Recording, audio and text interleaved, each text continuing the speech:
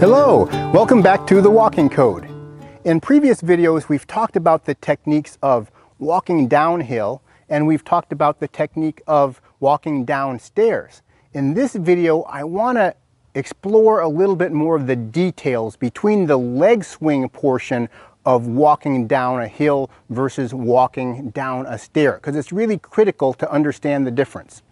When I'm walking downstairs, what I want to do is stop my body from progressing forward at the point where I begin to descend to the lower step. So I step forward and then I drop. When I'm walking down a hill, what I generally want to do is lower the body weight, but I generally lower the body weight as I'm continuing to move forward. So what is the difference between those two different actions when we look at how we use the core techniques? So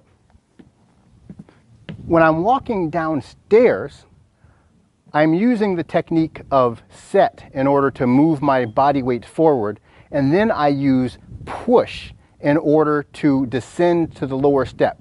Push meaning I extend my right hip here as I use torsional rotation on the right. That causes me to lower the body without continuing to move forward. I use set followed by push, and I lower straight down. When I walk down a hill, and let's just pretend there's a slope here, what I use is set as I'm changing weight, and then I use reach in order to step forward. So notice there I didn't descend straight down, I actually traveled forwards.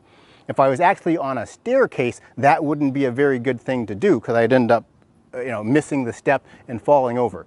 So the difference between reach, which is this core technique, and push, which is this core technique, is in the side of the torsional rotation of the core. In push, I use torsional rotation on the same side as the extending hip, and that's why you can see my right arm begin to swing forward as I begin to lower the body. In reach, I use torsional rotation on the opposite side from the extending hip, and so you can see the left arm moving forward as I reach with my right leg. That's because the torsional rotation is on the left. So in push, I have torsional rotation on the same side as the extending hip, and I lower straight down.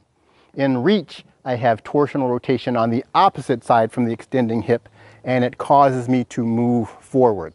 So that's basically the difference between walking down a hill and walking downstairs, and how we use the core differently to make those things happen effectively. Thanks very much for watching.